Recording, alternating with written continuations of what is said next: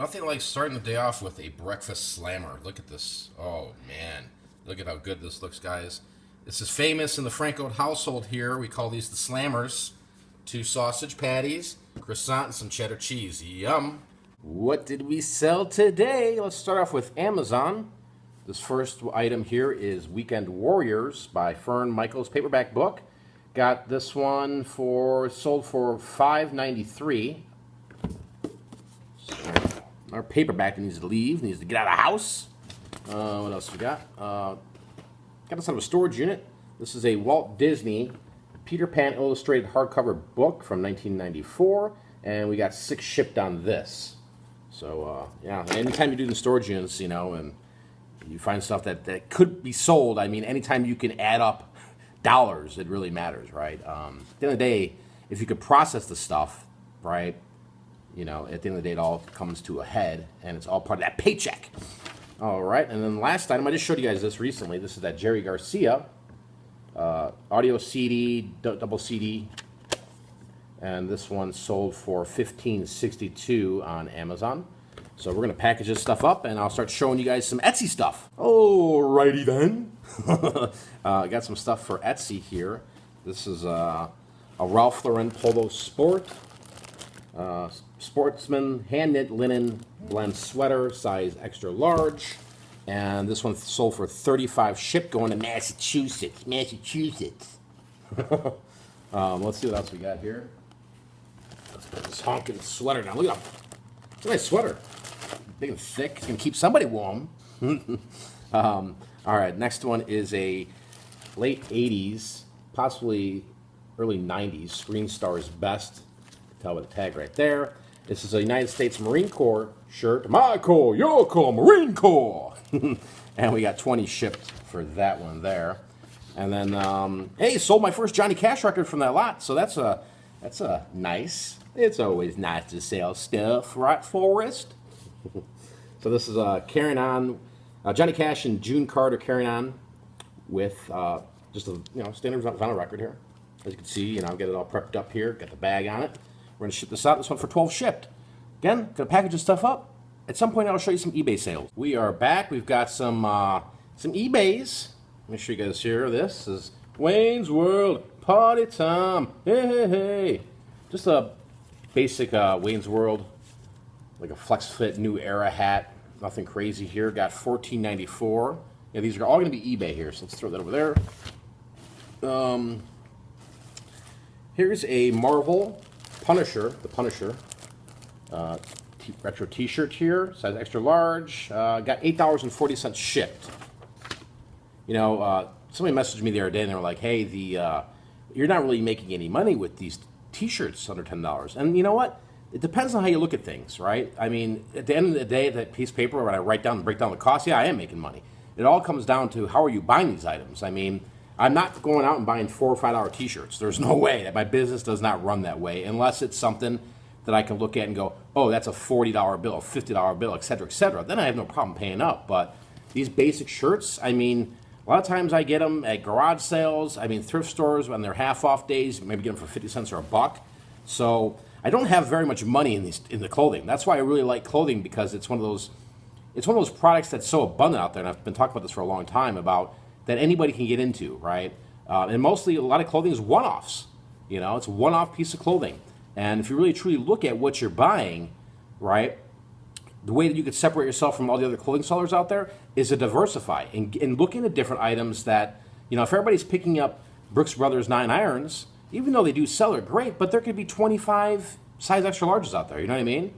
So I'm always putting myself in positions where, it's not like I'm looking up every item, right? It's just after a while, I get a feeling going, okay, I know this sells for this. I know this one's floated on eBay with that. But at the end of the day, I mean, they're all one-offs. And of course, we all want to sell things for a profit. I mean, do I ever lose money on things? Rarely. I rarely do, I think it's just experience after an extended amount of time that you just realize, oh, this will sell. You buy it, right? I mean, it's pretty easy stuff here, guys. All right, here, I just listed this one. I think it's sold in like $24 or $40. This is a men's Orvis, just a short sleeve, medium shirt. Got 17 on that. So that was a nice little pickup. Like, for example, like this shirt, I paid $2 for it at the thrift store. You know, June of 17. I mean, you know, people get so scared about shipping fees and eBay fees. I mean, what does it cost me? It cost me $3.30 to ship that, right? And then what do you minus the eBay fees? What, $1? The PayPal fees 30 cents. I mean, it's only $4 or $5. So $4 or $5 plus the $2 I bought it for $7. I get, you know, I'm getting 17 back. I mean, the math seems simple to me, guys. But maybe there's somebody out there that's doing it the right way, and I'm doing it the wrong way. Who cares? Here's another one, guys. I showed you guys this one, I believe. This is that I was talking about these polo shirts, guys. These company polo shirts, or anytime you see any polo shirt and they're embroidered. I mean, this one's from Jaguar Racing. Went out there. I think I had it for $25. And then we had it running a sale right now, so we got $20.75 on it. You know, not a bad little flip, man, for $1 or $2. So that's what I'm talking about. That's why I really like clothing, because one, it's abundant, and you know, I could find it regularly, right? One of the hardest things with reselling businesses is finding stuff over and over and over, right? I mean, if your business model is just to go to the thrift store and you're only looking for electronics, I mean, it's gonna be hit and miss, you know, and my business has always been just diversification all over the place. Amazon this, Etsy there, my e-commerce here, right? This is local, and whatever I can get my hands on and sell. Because the biggest problem will be is when I can't find the stuff, right? You know, like that's why I really started getting more of the storage unit stuff now, because the thrift store prices are ridiculous. You know, I mean, they really are. I mean, I can't make a living going to a thrift store. Same thing why I can't make a living going into Walmarts, right? I mean, people that are telling you that, you know, you're making a full-time living by just clearancing out Walmarts, that's crazy. Now, don't get me wrong, with Q4s and everything like that, and you find some hot toys, there's money in that, but I mean, how much? And it's not sustainable across the long term, right? I mean, I think you're just chasing squirrels, honestly, with the type of retail arbitrage mentality. But everybody's different, you know, that's for sure. Everybody's got different business plans and different models.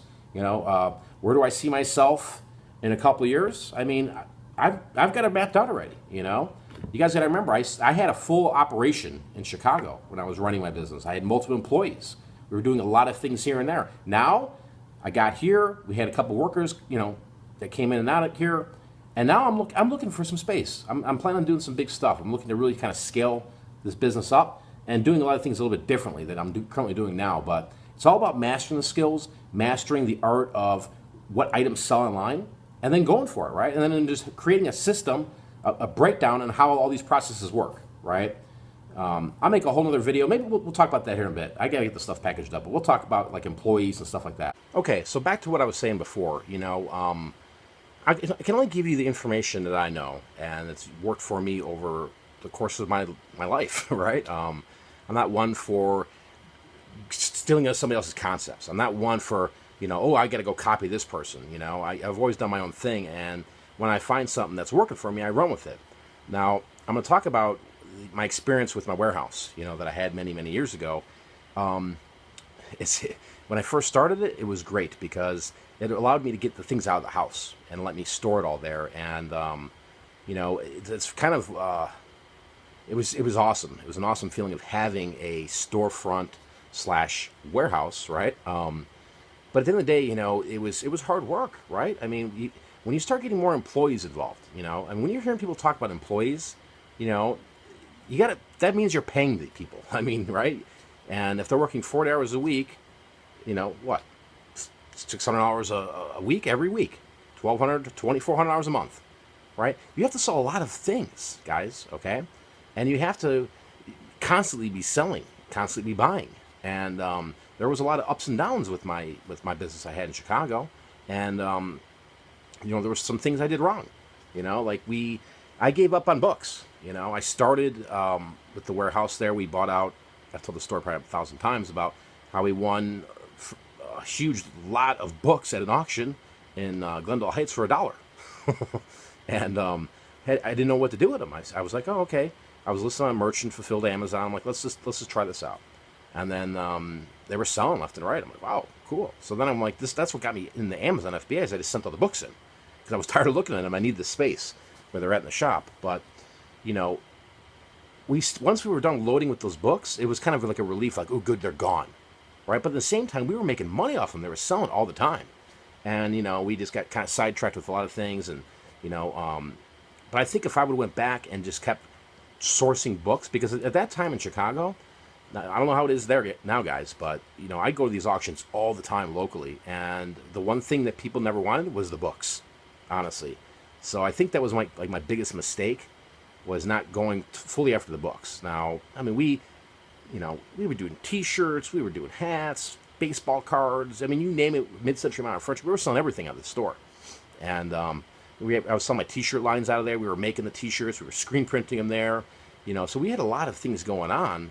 And there still was a struggle. I mean, like I said, I can only go off what has happened in my life. But when I hear people talk about, oh, my warehouse or my employees, these people, and they boast. I mean, it's just crazy to me when I look on the internet sometimes. I'm like, man, these people are just they're really kind of full of themselves, I mean, nobody talks about the downsides of things. They always talk about the great things.